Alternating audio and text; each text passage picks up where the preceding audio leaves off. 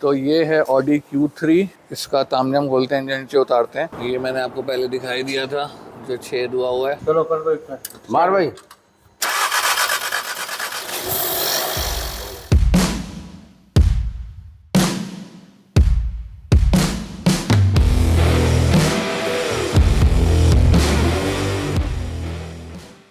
Hey people, welcome back to the channel. Welcome back to the part 2 of the Audi Q3 engine rebuild. ठीक है, तो ये video जहाँ पे हमने पहली वाली एंड करी थी वहीं से ही शुरू करते हैं। एंड इस वीडियो के एंड में मैं आपको बताऊंगा कि गाड़ी में टोटल कितना खर्चा आया। So enjoy the video, enjoy the process and let's start this video. Alright guys, so this is the next day. As you can see हमने इंजन पूरा गाड़ी में वापस माउंट कर दिया है। तो अभी सेम उसी हालत में है जो मैंने लास्ट आपको अपडेट दिया था। टाइमिंग अभी इसकी इसलिए नहीं हुई क्योंकि इसका कुछ सामान है जो अभी आया नहीं है, तो उसका वेट हो रहा है। तो हमने सोचा तब तक इंजन जो है वो गाड़ी में माउंट कर देते हैं। एंड अगेन सर, माउंट करने की तो मैं क्या ही वीडियो बनाता। तो ये माउंट हो चुका है। टाइमिंग का सामान जब आएगा तो ये ब्रैकेट खुलेगा, नीचे जैक लगेगा, तब टाइमिंग इसकी होगी, वो मैं आपको दिखा दूँगा। अब जो बाकी की फिटिंग है जो बिना उसके हो सकती है, जैसे इनटेक मैनिफोल्ड और इधर का सामान, वो सब होने जा रही है।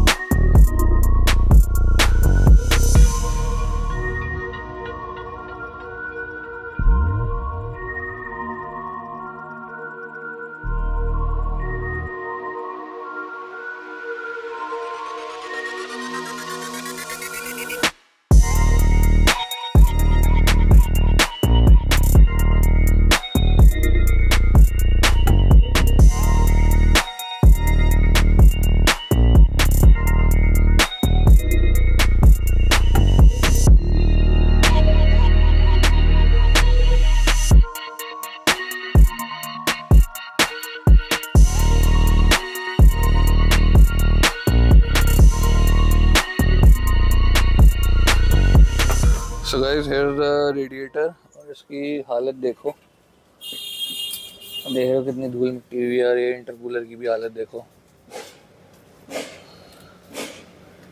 पूरा मिट्टी से भरा पड़ा है। ये देखो, ठीक है। और ये है कंडेंसर, इसकी भी कुछ कम बुरी हालत नहीं है। देखो इस तरफ से और यहाँ से पूरी मिट्टी भरी पड़ी है।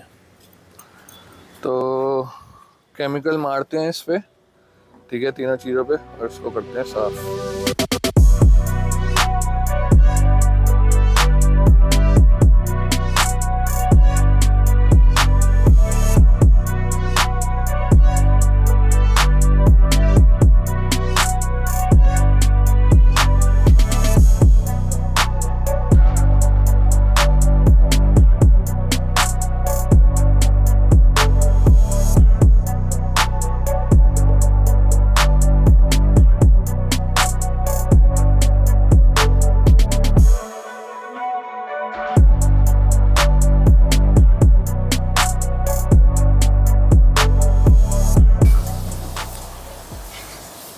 Alright guys, here it is. तीनों चीज़ें धो के यहाँ रख दी हैं।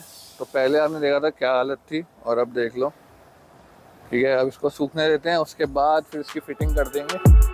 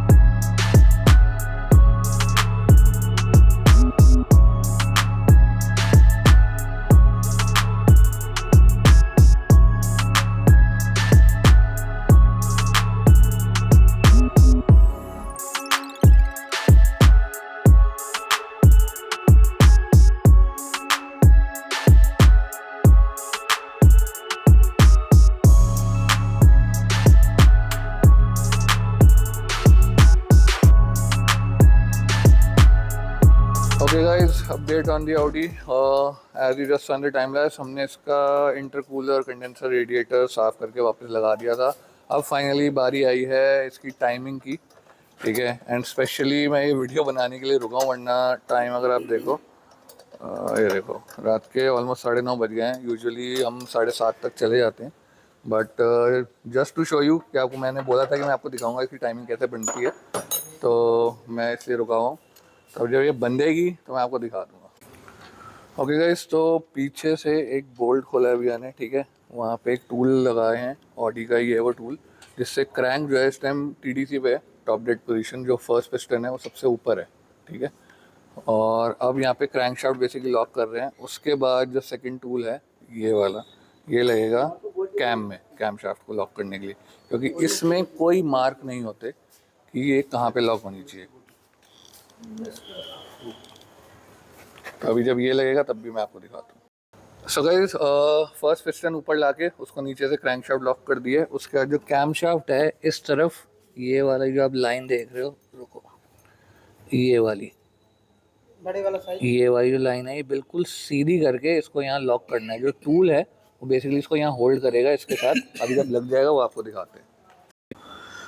ओके गाइस, ये देखो, ये होता है वो टूल टाइमिंग का, ये इसमें लग गया है। तो यहाँ पे जो शाफ्ट मैंने आपको बताया था वो ऐसे सीधी होनी चाहिए, और यहाँ पे दो इसके खांचे होते हैं वो इसी में जाएंगे, उसकी एक ही पोजीशन है, तभी ये टूल ऐसे बैठेगा। और यहाँ पे इसको ऐसे पेच लगा के लॉक कर दिया, ठीक है।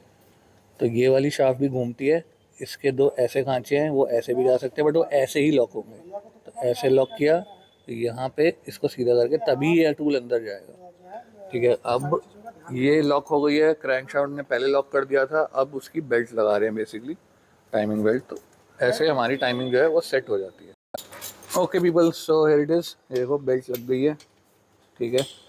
अब देख रहे हो इसमें बस ये दो कैम है, नीचे क्रैंक शाफ्ट है, ये एडजस्टर है, दैट्स इट। तो मेन सारा काम उधर से ही होता है जो आपको बताया लॉक, और नीचे से क्रैंक शाफ्ट लॉक होता है। वो भैया देख रहे हो अपना टूल खोल रहे हैं, अब ये निकल गया। ये भी मैं आपको एक बार दिखाता हूँ। ये देखो, ये वाला टूल होता है, ये स्पेसिफिकली उसी जगह पे लगता है और ये अंदर जाके क्रैंक शाफ्ट को लॉक कर देता है अपनी जगह पे। तो अब सारी बेसिक फिटिंग्स कर रहे हैं। स्पार्क प्लग, इग्निशन कॉइल, अब अभी वैसे यहाँ पे वाटर पंप वगैरह लगना है, बट वो अभी हम नहीं लगा रहे, बिकॉज हमें बस टेस्ट करना है गाड़ी स्टार्ट हो जाए। तो बैटरी रखेंगे, इंजन ऑयल डालेंगे, उसके बाद सेल्फ मार के देखेंगे, एंड होपफुली स्टार्ट हो जानी चाहिए। ओके गाइस, सारी फिटिंग हो गई है, ठीक है। बैटरी टेम्परेरी रख दी है, अब इसको स्टार्ट करके देखते हैं। हाँ, फ्यूल तो बोल रहा। चलो कर दो इतना, मार भाई, हो गई। बस बंद कर दो, ठीक है। मुझे नहीं, दोबारा कर लो। वो अल्टरनेटर पल्टरनेटर बोल रहा हूँ, वो सब तेल वेल करेगा ये हैंड भी चलने डायरेक्टर भी। सब फिटिंग लिखनी पड़ी है ना। फिटिंग फाइनली इंजन स्टार्ट हो चुका है, नो इश्यूज इन दैट। 2 बार हमने स्टार्ट करके देखा, दोनों बार आराम से स्टार्ट हुआ है। अभी बिकॉज अल्टरनेटर एंड ऑल वो सब नहीं लगा है, इधर भी फिटिंग कंप्लीट नहीं है, तो हमने बंद कर दिया। टेस्टिंग हो गई है, अब इसकी प्रॉपर फिटिंग करेंगे, उसके बाद इसको स्टार्ट करेंगे। Alright guys, update on the Audi. ये अपडेट है 2 दिन बाद का, मतलब जिस दिन रात को आपने देखा था परसों रात की बात थी, जब हमने इसकी टाइमिंग सेट करी। तो कल था ट्यूसडे, कल वैसे गैरेज का ऑफ होता है। अब मुझे पता नहीं पीछे से लड़कों ने इसकी फिटिंग कर दी, मूड पे डिपेंड रहता है भाई, देख लो। कल मैं गैरेज आया नहीं, और जब मैं आया हूँ तो इसकी फ़िटिंग हुई मिली है मुझे। तो इसका टाइम लैप्स मैं नहीं बना पाया, जो बाकी की फ़िटिंग रह गई थी। आगे सब लगा है, हेडलाइट, बम्पर एंड ऑल, बाकी बोनट में जो फिटिंग है। अगर बोनट खोलना ललित भैया, but as you can see car is complete, car is running fine. Check वेक सब कर ली है, ये देखो। तो लास्ट जो आपने शॉट देखा था और अब देखो सब फिटिंग हो चुकी है। तो एक कल में जो रिमेनिंग ऑफ द पार्ट्स है उन सब की फिटिंग कर दी है, ठीक है। अब एक बार गाड़ी स्टार्ट करते हैं। गाड़ी स्टार्ट करना, मैं आपको इंजन नॉइज़ भी सुना देता हूँ। तो माइक उतारते हैं अपनी टी शर्ट से।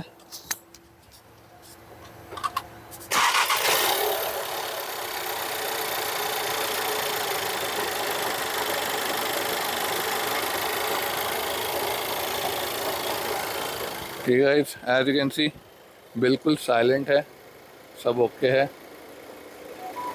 एसी बंद करना।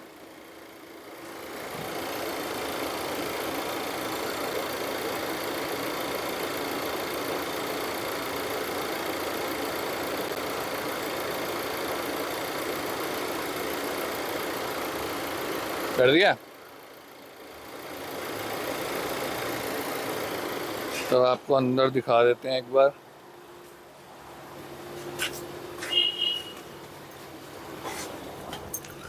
ये देखो अंदर, एज यू कैन सी अंदर कोई चेक लाइट नहीं है, कुछ नहीं है, सिर्फ ये लाइट आ रही है, ये है सीट बेल्ट की। जब सीट बेल्ट लगाएंगे तो ये भी चली जाएगी।